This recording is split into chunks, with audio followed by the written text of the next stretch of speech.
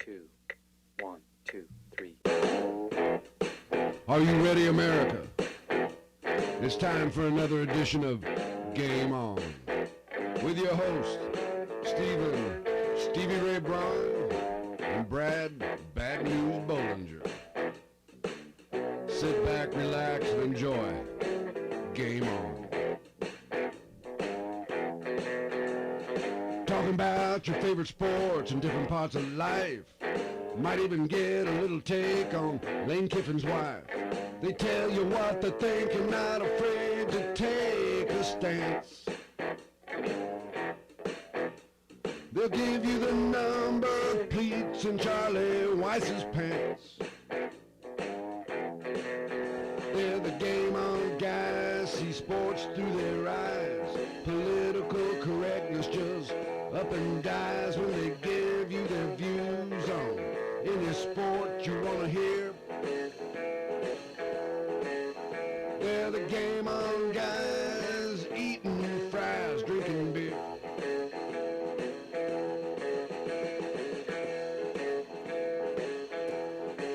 That's right, Game On. I am Steve Braun, that is Brad Bollinger. Today is October the 19th, whenever you will be able to listen to this on a number of different platforms. iHeartRadio, Apple Podcasts, Google Podcasts, Spotify, Anchor.fm, go down the list, Amazon Music podcast as well. You can follow us on any of those on your podcast platform. You can find us. Also find us on Twitter at Game On Guys, TikTok Game On Pod, Facebook is Game On Pod as well. You can always email us, email gameon@gmail.com, and our website, gameonguys.wordpress.com. That's where you can find our fantasy picks, our against the spread picks, and all the links to all of those platforms for podcast as well, the direct links, so you can subscribe, rate us, tell us how terrible we are, whatever you want to do. Brad, now that I got all that out of the way, how are you, my friend? I am a bit on the struggle bus this week. I've got a vacation coming up in a couple of weeks, and I feel like I'm at the point where I'm just get to vacation mode. So it's a little bit of a struggle, and it is getting darker earlier, and I feel that seasonal depression coming on. Mm-hmm. But other than that, I'm great. Steve, how are you? I'm doing all right, man. I'm doing all right. We're recording this late Tuesday, and I'm getting old. So the later we do this, the more I'm like, Yep. if you know what I mean. Yeah. So the struggle bus starts to. I did at least hit record this time. Yep. So I got that going for me. All right, let's just jump into it, and I feel like the proper way to do so would be like this.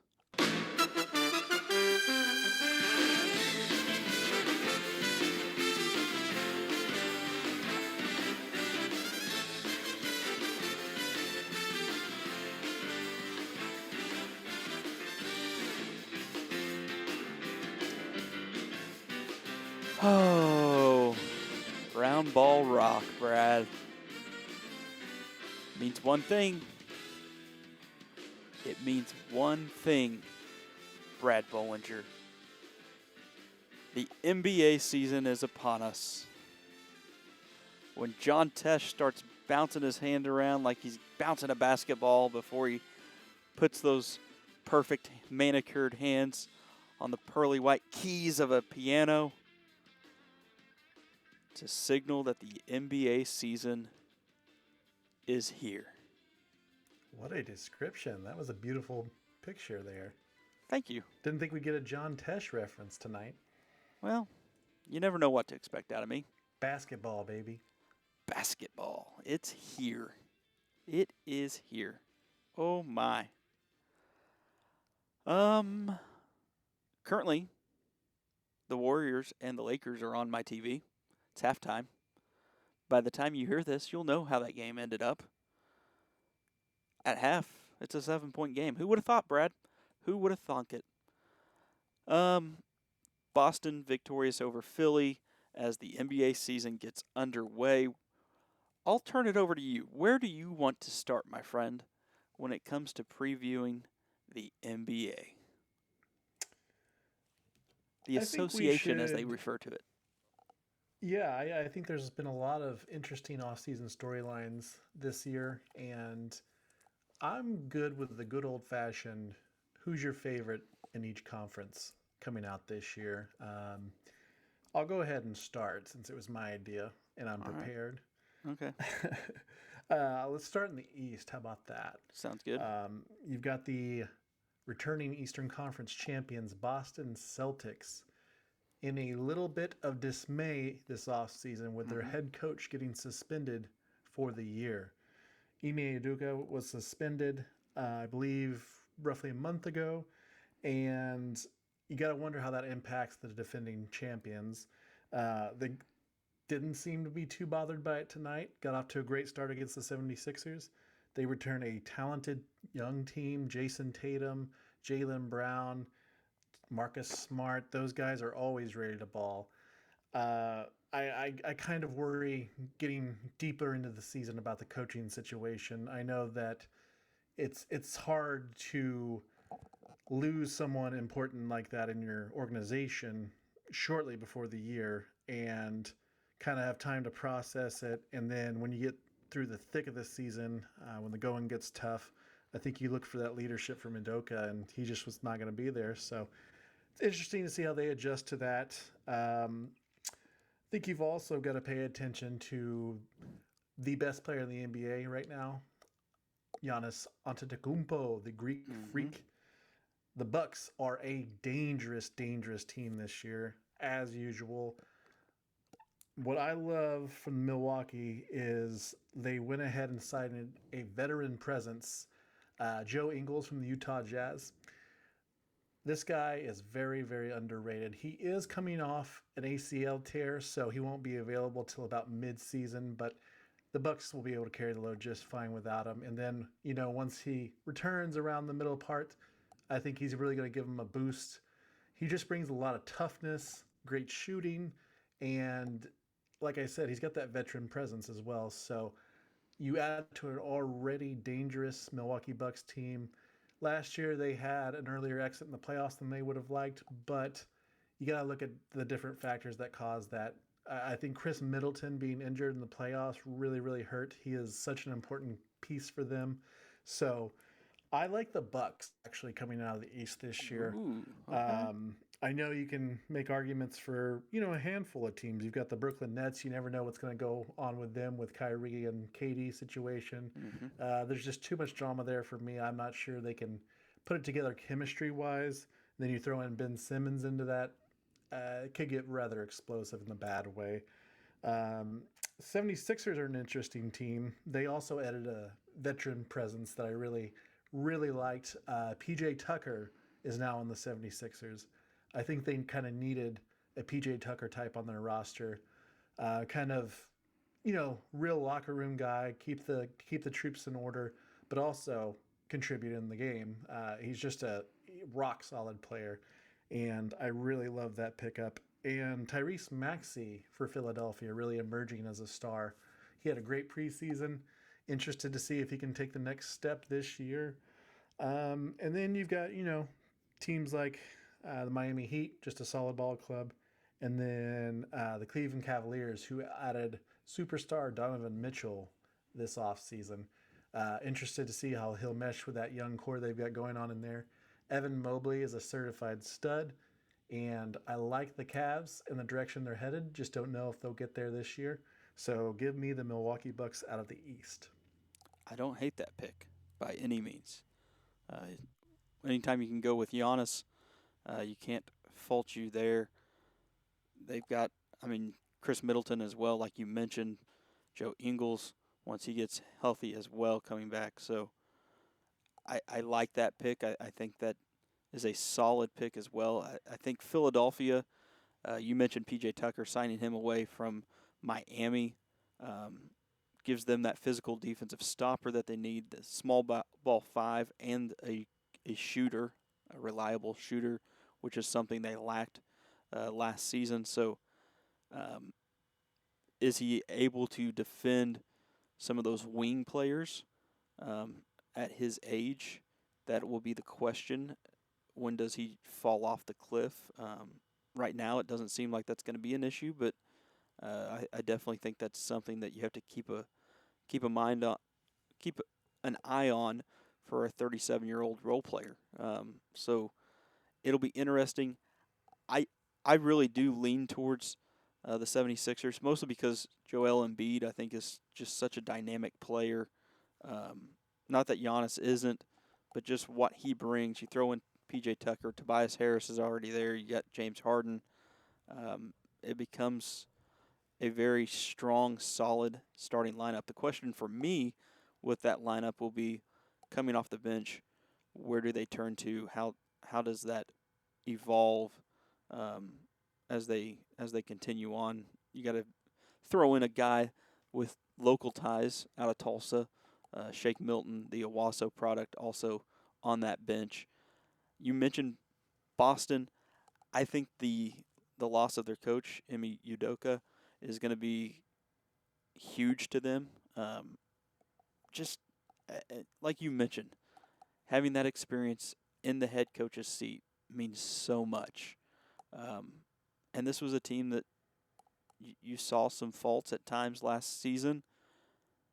Him to be able to grow up on that and be ready to come into this year would have been huge. Now he's out. The next guy slides over. How does that work out?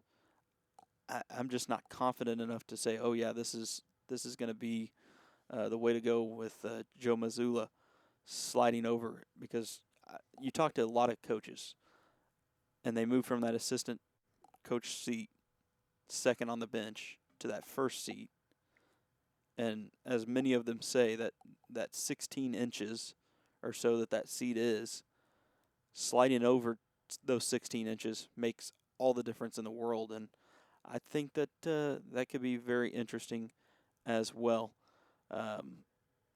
In the Celtics, it's interesting because I feel like they already made a pretty big splash at the beginning of the summer when they signed Malcolm Brogdon from Indiana. I think that was going to be their offseason story this year.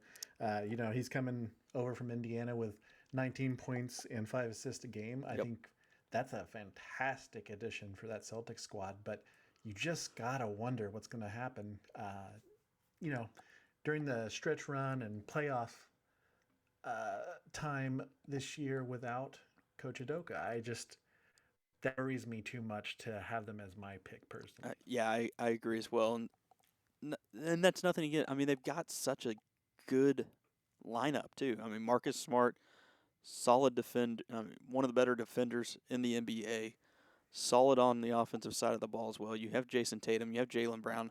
It's just, will the coaching be enough? I mean, I know the NBA is such a players' league, but there is something to be said with coaching as well. And then you mentioned Brooklyn. I just feel like that thing's going to blow up at any moment. Don't want to touch that. It's just, could they go and win it all? Sure, yeah, they probably could. But there's just the other side of it, that between Ben Simmons and Durant and Kyrie Irving and Seth Curry, they've got pieces. Patty Mills. But it just seems like it's a ticking time bomb. And you could also see all of those players ending up on some other roster by mid-season before the trade deadline. And drama aside with that core you just mentioned, I think you really have to worry about injuries as well. Oh, yeah. I mean, there's any number of things that are working against the Brooklyn Nets, and it's just too dangerous of a pick. Yes, they have the talent, but odds are they're going to explode at some point. I think Philly would be my choice. It's just hard for me to go against Joel Embiid and what he brings with his size, his length, his ability as well. Key is, can he stay healthy? And can James Harden play up to his potential and what we expect out of him this season? So that would be my pick with the 76ers, even though they've already started the year 0-1. Get that loss out of the way now. Get it out of the way. They're going to run. They're going to win. They're not going to go undefeated. I'm telling you, that PJ Tucker signing, though, I think it's huge. Exactly what that team needed. It's huge. All right, over to the Western Conference, and a lot of question marks. Golden State has so much going on within their roster. We all saw the video of Draymond Green punching Jordan Poole. We've seen the Draymond Green apology video as well that hit Twitter on Tuesday evening. But they bring back so much. Steph Curry, Klay Thompson, Andrew Wiggins, Draymond. Throw in Jordan Poole. Can James Wiseman ever figure it out? Iguodala's back as well. Just so many pieces, along with Poole as well, that it makes you stop and say, can anybody actually beat this team when it comes to crunch time with what we've seen out of Steph Curry and just that lineup throughout the last decade or so? Yeah, I think it's interesting with the Warriors because their biggest competitors themselves this year, I think. And, you mentioned that talented roster they have. They had a couple of guys really step up last year. You mentioned Curry and Thompson, obviously, and Draymond Green. But, like you mentioned, Jordan Poole, Andrew Wiggins had the best year of his career last year. He was a completely different player on that ball team. And you can really tell that him kind of settling into that number 3 role is really where he can thrive. I don't believe that he is, going to lead a team as the number 1 guy, but boy, can he contribute as a number 3, and he really showed that throughout the playoffs. And then you add the play that they had last year from Kevin Looney. Those two guys really were the difference in them making that title run. So it'll be interesting to see how they perform this year. My brain tells me that it's chalk. It's Warriors, it's Bucks, but I'm not so sure about the Warriors this year. I feel like the end of that, we call it, is it a dynasty? Who knows? I guess I think it is. Dynasty. I mean, it's the They've done some incredible modern day things. dynasty. Sure. I feel like the window's closing a bit with that roster. It's, I don't want to overreact to the Draymond video, but I see that coming to an end soon. Will it be this year? Who knows? Of course, they could win the championship again. Of course, they're so talented, and they have one of the best players in the entire world who can make a shot from anywhere on the court, do incredible things, but I'm not going to go with the Warriors this year as my Western Conference pick. Okay. I'm going to go ahead and give you a few other teams, and then I'll let you know who I'm going to end up rolling with. But one to keep a real eye on this year is the Denver Nuggets. Jokic is the back-to-back MVP of the league. He has been carrying that team for the best part of about 24 months now.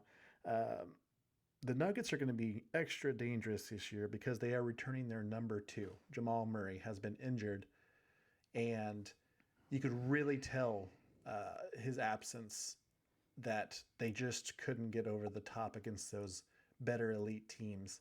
I mean, Jokic could carry them throughout the regular season, but once they got into the playoff ball, you really need that complete team effort. And boy, he just wasn't getting any help. So Jamal Murray returning is huge. I think Michael Porter Jr. returning is huge, and Aaron Gordon.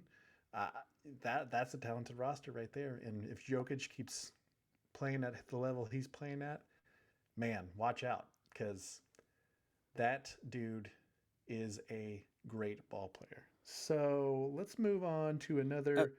If I can, and then they throw in DeAndre Jordan, which coming off the bench, that's a valuable piece. I feel like Kentavious Caldwell-Pope as well. There can be a valuable piece. Jeff Green also on that roster, another veteran that can come off and knock down a shot, play some defense. And then Christian Brown, who spells his name Braun, but mispronounces it, the Kansas product. I think he's another guy that, as a rookie, could see some playing time and be of value just as an option along the wing as a shooter. And last year's playoff run really showed that the importance of depth is Oh, yes. really, the second factor in what they were lacking. Obviously, having that number 2 guy.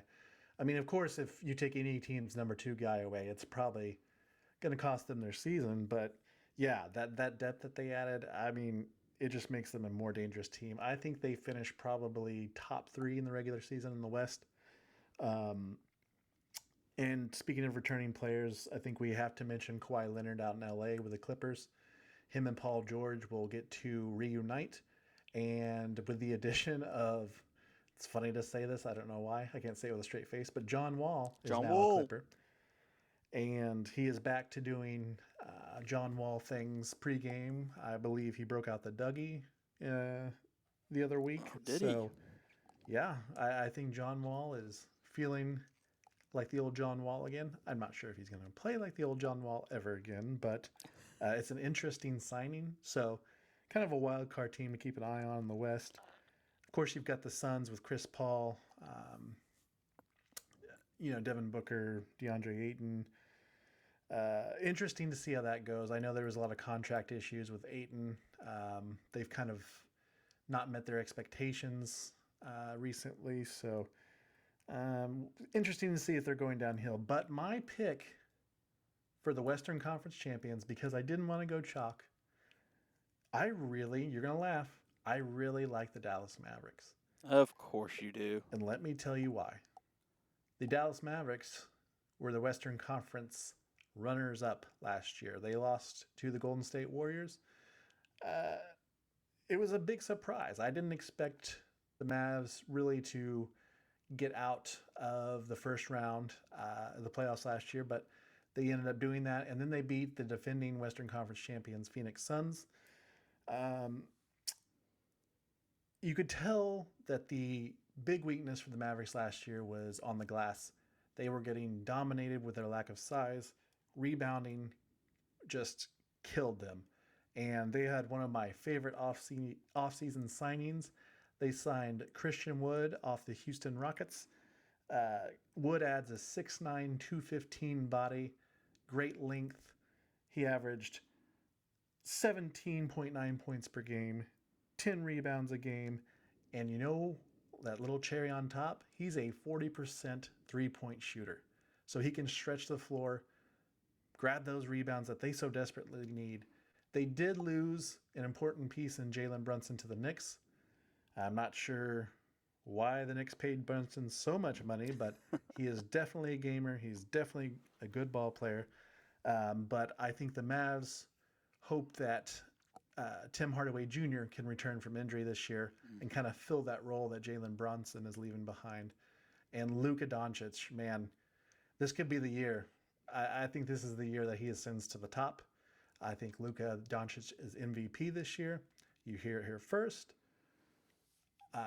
I know you look at guys like Giannis and Jokic and all that, but you can just tell that the progression that Luka's on. He's in store for a hell of a season upcoming. Give me the Dallas Mavericks out of the West. So you're going the Milwaukee Bucks out of the East, correct? That is correct. And the Dallas Mavericks out of the Western Conference. Yes. I am going to go, I've already said Philadelphia 76ers out of the Eastern Conference. And out of the West, I'm going to go with the Clippers. I feel like this might be the year in which Kawhi Leonard and Paul George actually stay healthy. Mm-hmm. That would be good. That would be key to them being able to succeed. But I think Reggie Jackson, what he showed last year was impressive as well. I love Reggie Jackson, man. I'm sorry to cut you off, but Reggie Jackson, I think he's been such an underrated player in his career. Oh, yeah. I think, yeah, he can really, he's always been considered kind of the backup point guard, right? But, man, he could start for, 60-70% of the NBA teams at point guard? Mm-hmm. Yep. I mean, he's that good, and he can change a game himself. Very, very high on Reggie Jackson, so I like what you're cooking up here. we may look back at last year in which you didn't see a whole lot of Kawhi and Paul George. I mean, George only played 31 games last year. All right. And Kawhi Leonard missed all season. So they had to turn to Reggie Jackson. And he was able to take on a lot, probably learn a lot. And I think that may prepare him and them for more success because he is now kind of shouldered that load for a season, and now it's not on him. It's on Paul George. It's on Kawhi Leonard. Gives them a legit third option. You throw in John Wall as well, coming off the bench. I mean, it just seems like this is the year, and if it doesn't happen this year, I don't know if it ever will for the Clippers with Kawhi Leonard and Paul George. So I'm going to go with the Clippers on this one. My Lakers are terrible. They're just not going to be any good. Rumors coming, or there was a rumor or a tweet from some random website or some random Twitter account that this is the last season for LeBron. You know what? Good riddance. That's just my opinion. Last season in L.A.? No, that he may retire. That period? was like some random Twitter account that tweeted that He's out. not wanting to play with Bronny anymore? See, that's the thing. I think he does. I think he still wants to. So I think he's still got a couple years. But yeah, that was a tweet that was out there this afternoon prior to the season getting underway. Do you see LeBron James winning another championship? I don't. Okay. Definitely not Okay. this year. I mean, this team, like what? Yeah, I mean, it's a mess. Westbrook, Well, to Schroeder, recap, Beverly. I mean, bleh.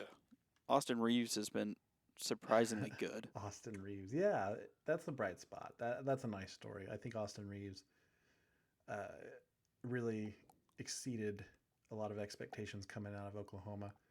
And he's really been a nice piece for them. I mean, if you're looking for bright spots for that LA team, I think he's definitely one of them. And if Anthony Davis can stay healthy, Sure.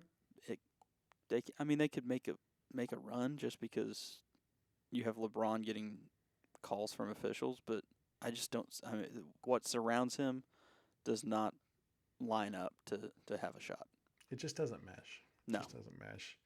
And it never did, honestly. no. I mean, they did win a title in the bubble, but, it's been a mess ever since. To recap, though, out of the East, I have the Milwaukee Bucks, and out of the West, I have the Dallas Mavericks, and I have the Milwaukee Bucks winning the NBA title in 6 games. 6 games, huh? All right. I'm going to go with the Philadelphia 76ers actually winning it all over the Los Angeles Clippers in the NBA Finals. I'll say it goes 7 games because Okay.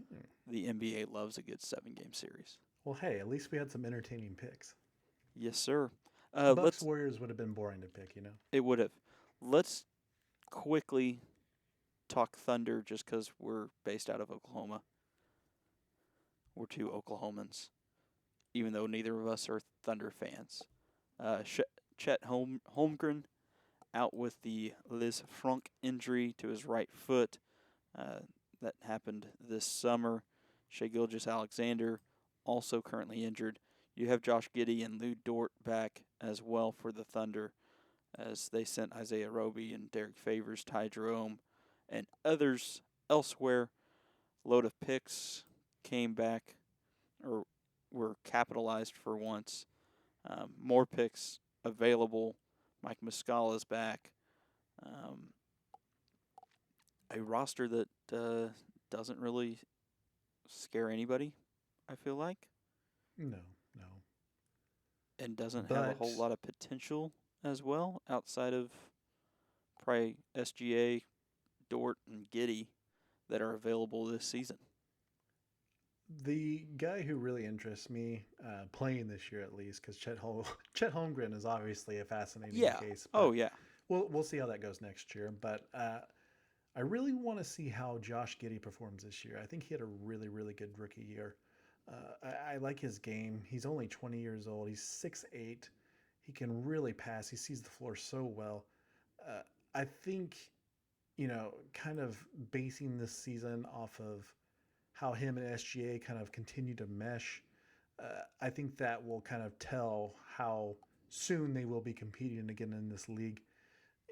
A guy like Dort, I hope he doesn't go to waste because he is quite the defensive lockdown artist. They have some pieces. They really do have some pieces that I really like. But yeah, it's not gonna scare anybody this year. Probably won't be close to the playoffs this year. But hey, this is a great time to see that young talent perform. I mean, you never know. They could surprise you. They could make a run at the playoffs. Who knows? I mean, with the play-ins in the NBA playoffs this year, anything's possible. But they'll have a really good idea of where they're at over the next, few years based off of what they see this year.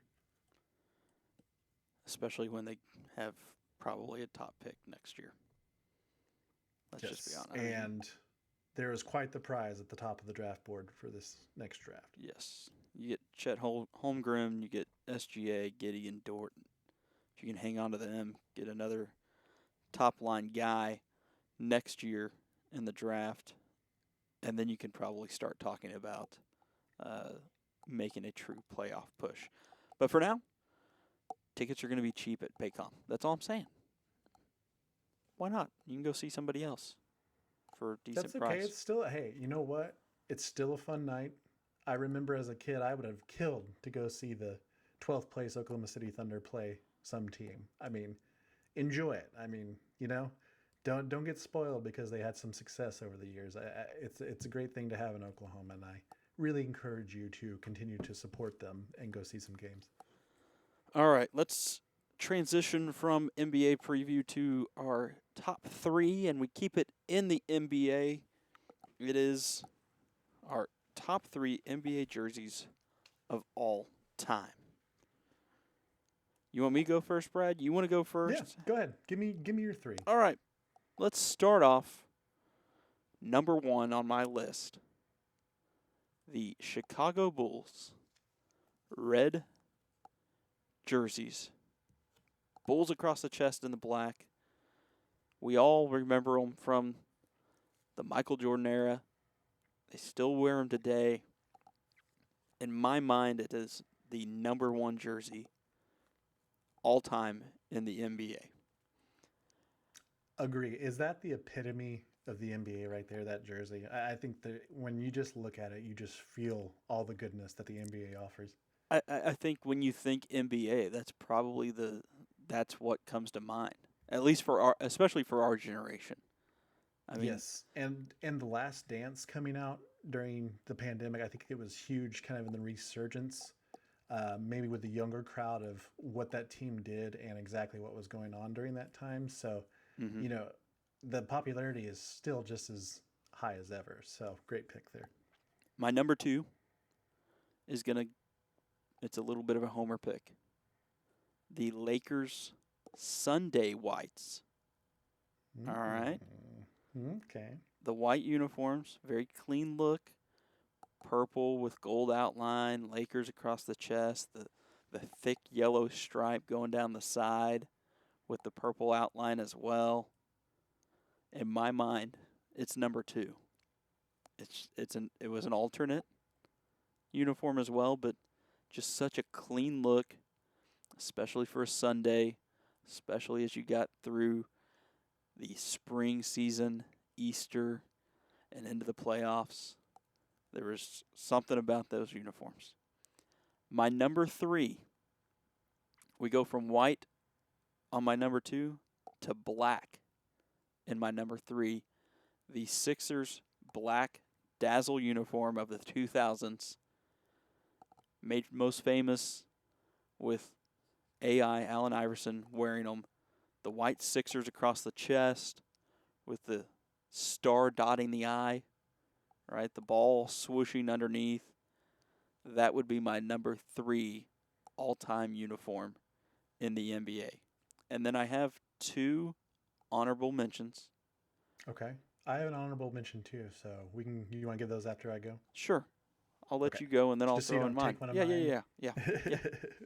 That works. I like I said, I love the Bulls pick. I'm kind of gonna go along with that. I didn't so as far as tradition goes, I kind of stayed away from that, even though I do appreciate that. I would put the Bulls jersey at the top, but um, I actually had the 1984-1985 Chicago Bulls jersey, Jordan's rookie year. If you remember correctly, that's when they had the Chicago written in the cursive. Yes. The Uh, script font. Jordan had his two gold chains dangling, and there's just something so cool about that curse of Chicago on there. I just loved it. With they had the short shorts of the '80s. Something about that. He just made it look everything that Jordan put on. He made it look cool. Let's be honest. Except his golf attire, but True. that's a different story. Suits as well. On the basketball court, he made anything look cool. Yes. Second up, I am going. This is going to be surprising because it's kind of a rival of my favorite team, the Dallas Mavericks, but I am going to go with a more recent jersey, the Miami Vice Miami Heat jerseys. I love this color scheme. They've got the black jerseys, black shorts with the that neon blue and pink kind of the Miami Vice font Yes. going on, and I think those colors work so well, which is kind of the reason why there are our show colors. Honestly, we got that same vibe, but give me the Miami Vice jerseys as kind of a surprising pick from me. Yeah. And then I went ahead and went a little bit old school here, and I do have a more current reason why it's really popping in my mind. I took the 1970 to 1972 Atlanta Hawks neon stripe uniforms, made famous by Pistol Pete Maravich. Really, really stuck in my mind. If you remember the video games NBA Street, you were able to play with some of the legends, and I would play with Pistol Pete and Dr. J and all that. But those Atlanta Hawk neon striped jerseys, they just really stuck out to me, and I always made sure I was wearing those on NBA Street when I was playing. So give me the Hawks neon stripe unis as my other choice. And So are you honorable mention. real quick? Are you Go going? ahead. Are you going with the blue uniform with the neon green stripe for the Hawks? Correct. Okay. All right. And the white numbers. And the white numbers. Yeah. Okay. Yes. All right. Yeah. I got you. The Atlanta across the chest, Yes. mixing the capitals with capital letters with the lowercase. Mm-hmm. I like it. Yeah. Okay. And this isn't. It wasn't about tradition to me. It wasn't about purist to me. It was just like what ones I thought were actually fun and what ones stuck out to me, and that really catches my eye. So that's what I went with, because Okay. you can always go, with the Celtics or the Lakers, Yeah. or you can always go with the old reliables. But this was more of a fun contest here. My honorable mention, I had one. I had the 1990s Phoenix Suns black uniforms. Okay. With the old classic basketball in the sun shooting across the chest of the jersey. Charles Barkley kind of made these famous. Yep. Fun fact about those is if you flip the Suns upside down, it still reads the same as it does the other Yes, way. it does. So, honorable mention, black Phoenix Suns jerseys from the 90s. Very nice. Very nice. My honorable mention, the Orlando Magic sublimated Stars uniform, made most famous by Tracy McGrady. Mm-hmm. Big fan of that one. Had kind of the stars within the blue uniform. And then my other one would be the Raptors purple uniforms of the Vince Carter era. The white Toronto across the chest with the red outline. I'm not a big purple person, but those uniforms were always so clean and sharp to me. And I think you throw in the fact that Vince Carter was dunking over everybody in those things too, makes them stand out in my mind as one of the best in the NBA. I definitely see the popularity in those, and along those lines, you also kind of mention the Vancouver Grizzlies. I think as well. I Yeah. think for some reason I associate them in the Raptors, the purple Raptors jerseys. Yep. I believe that is called the you know starter jacket era of that type of team logos and everything. Hmm. You had the kids wearing all those to school. That was huge in our day when we were little. Well, and with Teams like Big the Country. Charlotte Hornets. I Yeah. think the Charlotte Hornets were probably the most popular one with Yeah. the teal green Yep. and the purple, and the Hornet on the back, of course. But those teams all kind of run together to me. Oh yeah. No doubt about it. And I just realized, just talking about it, that the Phoenix Suns pick was also kind of inspired by a video game, NBA Jam. Oh, yeah. When you were picking your two players, there's just something about that Phoenix Suns logo that just looks so cool to me. That shooting sun with the ball. So big video game influence on my picks. Very fair. Very fair. All right, we move to fantasy football. Brad is 3-2 now after a 39.5 to 38 point victory. 1.5 point victory for Brad.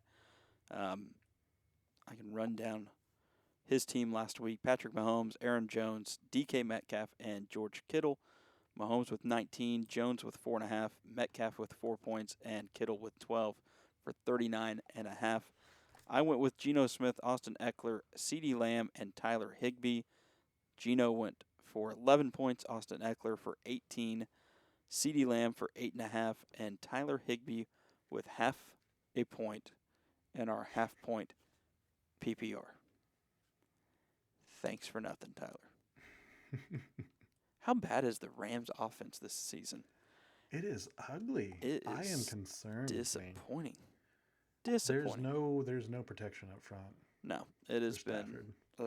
lackluster to And say. the Cam Akers least. situation, it's just Yeah, ugh. they're set. Defending champs are struggling. Set to trade him away. It looks like if they can find a trade partner, which I would imagine they will be able to do so. But you never know. You never really know. So with that being said, my friend Brad Bollinger gets to have the first pick yet again because we go golf rules, and the best score has honors. So Brad, Make it take it, baby. make it take it. Go for it, buddy. I'm going to go ahead and lead off with running back Damian Pierce at the Las Vegas Raiders. The rookie has really come on strongly as of late. In the past 2 weeks, he's had 231 yards and 2 touchdowns. And you know how I feel about this Raiders defense. They are very, very susceptible to big fantasy point outings. So I like the rookie. Give me Damian Pierce versus the Raiders. Versus the the Las Vegas Las Raiders. Vegas, Yeah, I said correct. Oakland, and the second it came out of my mouth, and I knew that was wrong. It's a good pick.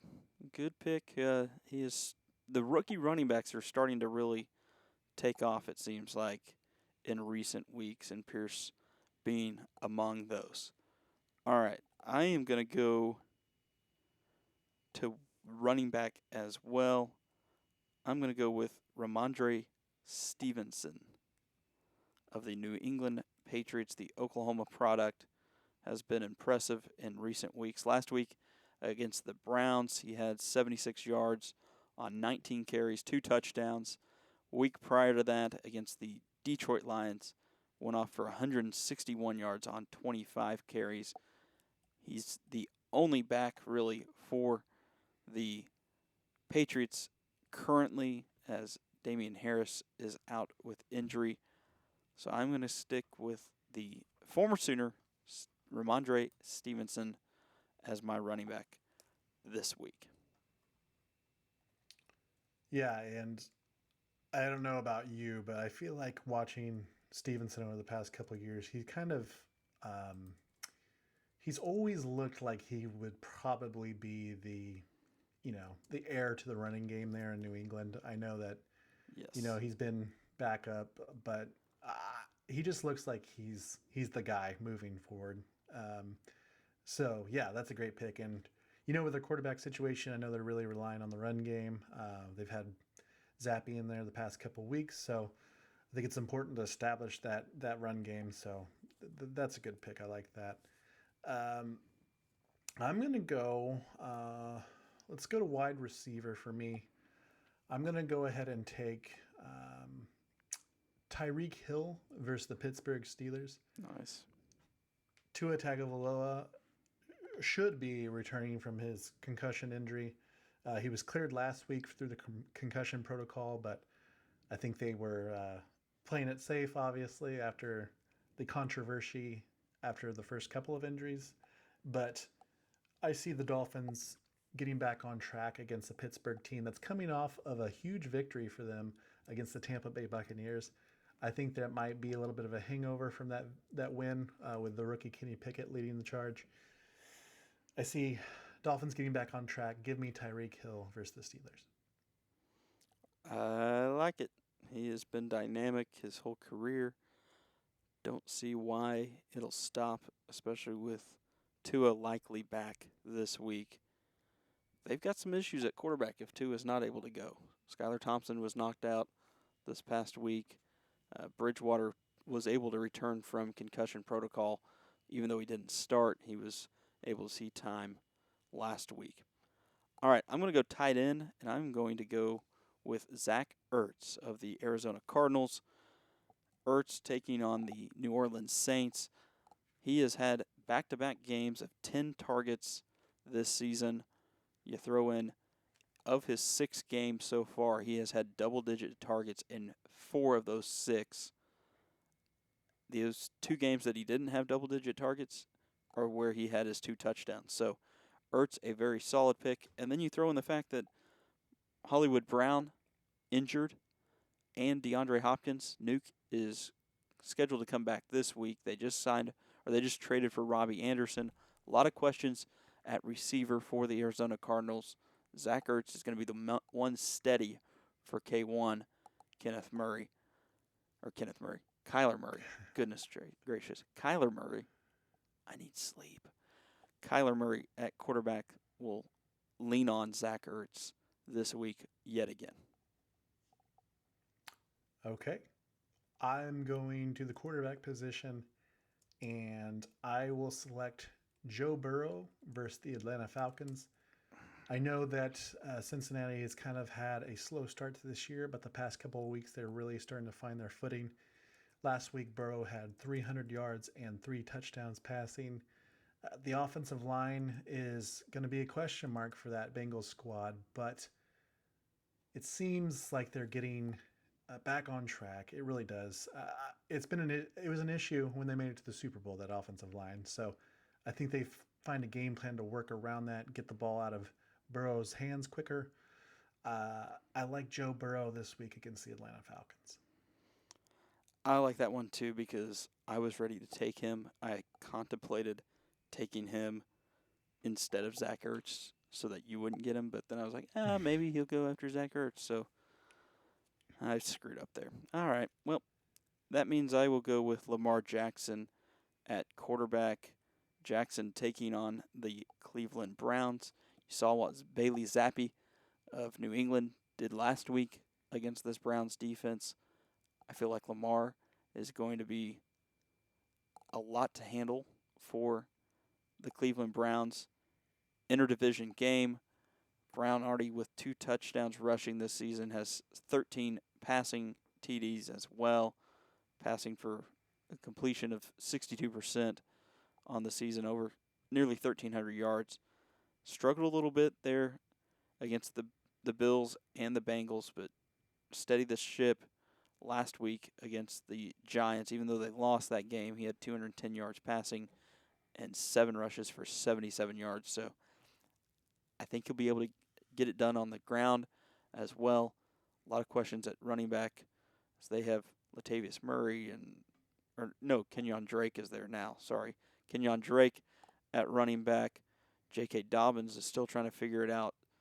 So many questions at tailback. I think Jackson's going to get a lot going on the ground game. So Lamar Jackson will be my QB. And that's never a bad pick. That's kind of my reasoning too with Tyreek Hill is is it really ever a bad pick to take him? So No. Nope. Can never go wrong with Lamar Jackson. You can't. I'm actually going to stay in the same game. I am moving to my final open spot. I am taking tight end David Njoku versus the Baltimore Ravens. Njoku has really emerged as one of Jacoby Brissett's favorite target early in this season. He's averaging 7 targets per game and 58 yards per game. Not exactly the highest ceiling in the world out of the tight ends, but if we have learned anything from past weeks in this competition, it's just give me some damn points from the tight end spot. Give me Njoku versus the Ravens. Sadly, you are not wrong on that one at all. It is truly unbelievable how pathetic our tight end selections have been so far this season. So, yeah, I can't go against you in that regard. All right, I am going to go with Davante Adams of the Las Vegas Raiders taking on the Houston Texans. Yeah, the Texans' pass D has been pretty solid this season, but Davante Adams has been quite incredible. 3 games with 3 of their 5 games, he has had double-digit targets on the season. He has 5 touchdowns so far this year as well. In the 1-point loss to the Kansas City Chiefs, he had 2 touchdowns, 124 yards on 3 receptions, 7 total targets. Give me Davante Adams against the Houston Texans.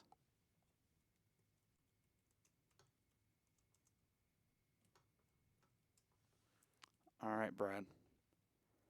It is now time for everybody's favorite part of the show, Against the Spread, where we pick The most emotional segment week in and week out, I must say. we pick our top 3 favorite Against the Spread bets of the weekend.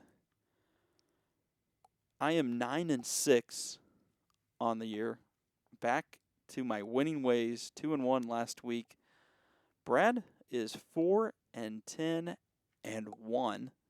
Yes, he tied. He had a push. Wouldn't that be what is that? It's a That's- push. Yeah. No, it should be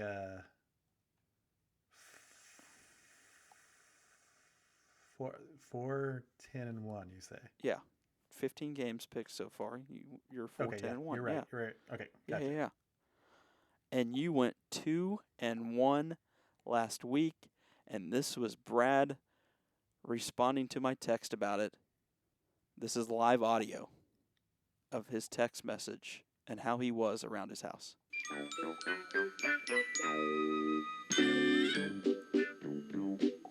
I am very proud of me. I think I will sing out loud of me. There ought to be a crowd of me because I am so special. Yes, I do have pride in me. I love every bright blue side of me. I feel so satisfied in me because I am so special.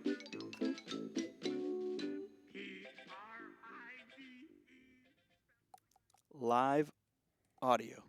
That was a true recording of Brad You still got microphones and cameras in my house? after he went 2-1. Yeah, you installed them and sent me the link. That was the weird part. Oh, yeah, that's right. Yeah. All right. That's right. I'll let you go first. Okay. Well, thank you. I kind of appreciate that because I want to pick a game that I feel like you might have on your radar, so you can't take it. Oh, yeah? Leading it off, I am going to take Oklahoma State +6 at home versus the Texas Longhorns. Ooh. I looked at this line and it really jumped out to me, which is usually a bad sign. Something's going on here, right? Vegas knows something that I certainly do not know, which could be a lot of different things. But are we overreacting to what Texas has done this year? Yes, they had an impressive performance against Alabama. Yes, they blew out a very sad, I repeat, a very sad Oklahoma Sooners squad. But last week, struggling with Iowa State at home, even with Quinn Ewers back in the game, I don't know. I'm not believing the Texas is back hype. They seem like a much better ball club this year. I will give them that. But we talking Big 12 contender? I don't think so. And I still think Oklahoma State is the best team in the Big 12. They really blew that game in TCU last week. I still think the Cowboys go on and win the Big 12 title. So most definitely give me Stillwater. Give me +6. The crowd will be rocking. Pokes over the Longhorns. Wow. I don't disagree with that. Except, Brad, a lot of questions about Spencer Sanders. A lot of questions about his health. There were questions last Saturday morning, questions last week, leading up to that game against TCU. Will Spencer Sanders play? He played, but the second half he was not the same. Underthrown passes, struggled. Will he be able to go this Saturday? And if you are taking Oklahoma State with the +6, I'm going to say that he doesn't play, just with the track record you have. That's fair, man.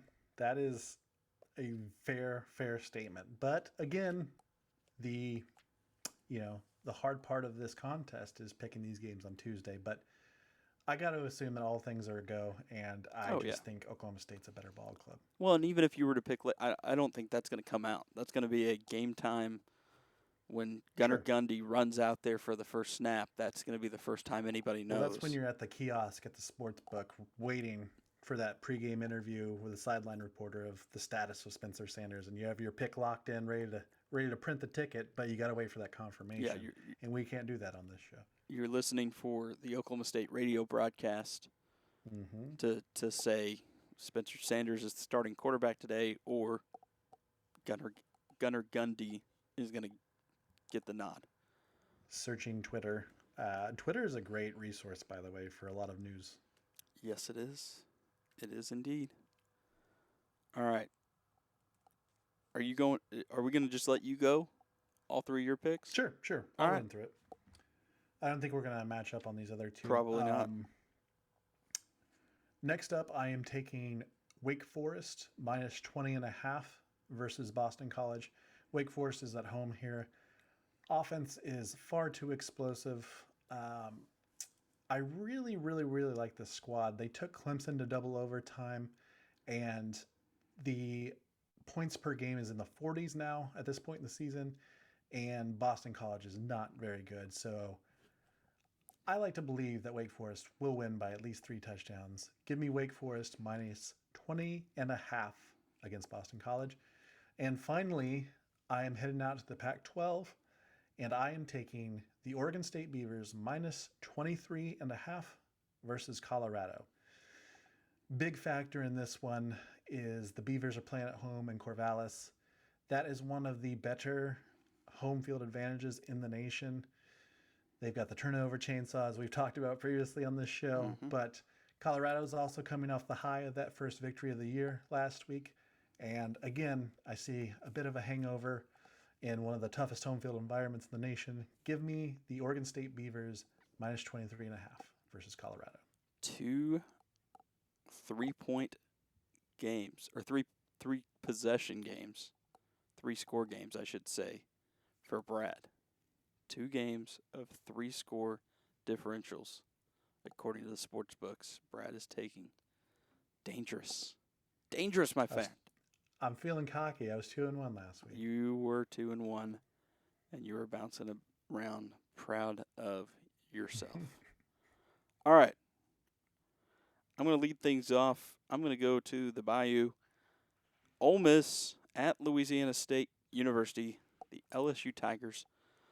I'm going to go with the Rebels. Ole Miss, number 7 in the nation, +1.5 at LSU. LSU won 45-35 last week over Florida in the Swamp. They beat Auburn at Jordan-Hare. But the Tigers are allowing 21 points per game so far this season. Ole Miss, 22nd in points for, averaging 40.9 points per game. I'm going to go with the Rebels. Yeah, they had a 3-point victory over Kentucky, 8 over Tulsa, undefeated on the season. Lane Kiffin and that offense are going to still have success as they roll in at LSU, and they're currently underdogs. I'm going to take the Rebels in this one. That's a 2:30 start on CBS. Really like that pick. I'm with you on that one, and I'm not buying LSU this year either. So, I was on that game a little bit too. So good pick there. All right. My next pick, 6:30 start time for this one. You can watch it on ESPNU. Central Florida at East Carolina. The Knights 5-1 on the season, 19th in points, averaging 41.3 points per game this season. They're holding opponents to 14.3 points per game, 7th in the nation. Balanced attack, averaging about 250 passing yards, 250 rushing yards. John Rice Plumlee, their quarterback, 1,500 passing yards so far this season, 11 touchdowns, 3 interceptions, and he added 7 rushing touchdowns and nearly 500 rushing yards. UCF, 5-point favorites, -5 in this game against the Pirates, who are tied for 75th in points for at 33.1 and 56th in points against, 24.6. I like Gus Malzahn and John Rice Plumlee in this one. Give me the Knights -5 over East Carolina, the Pirates, the Purple Pirates.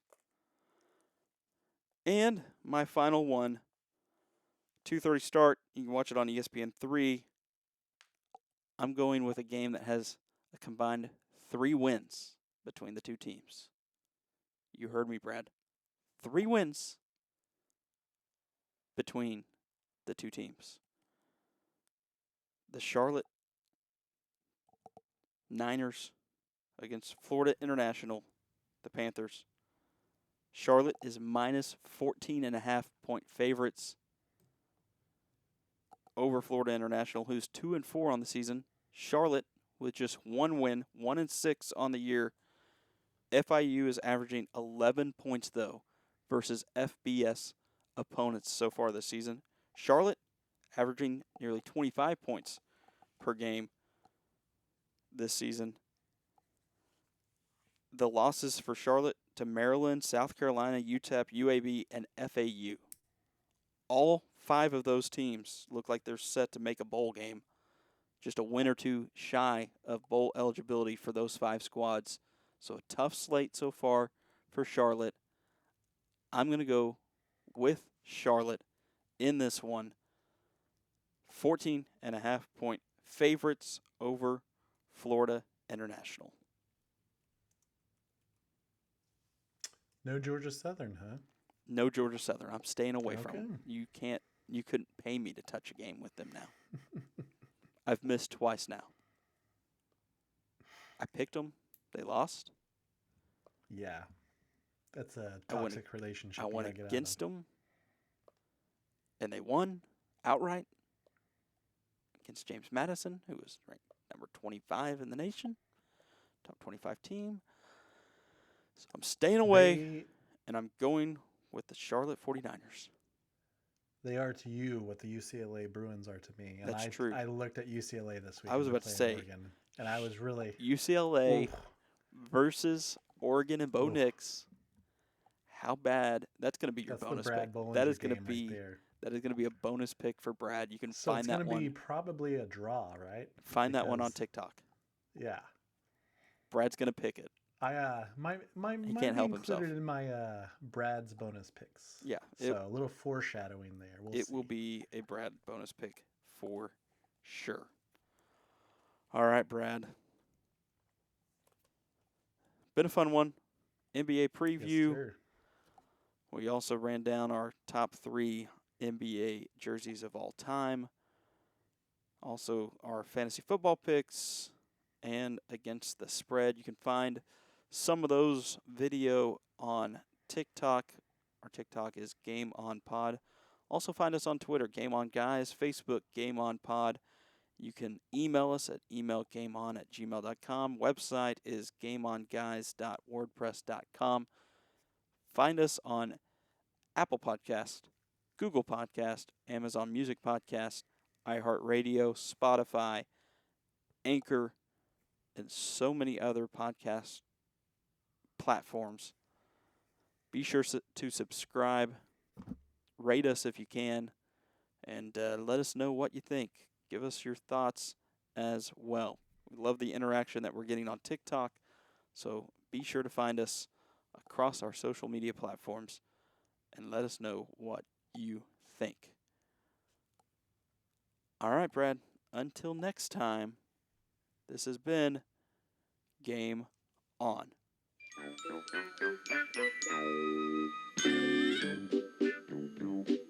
I am very proud of me.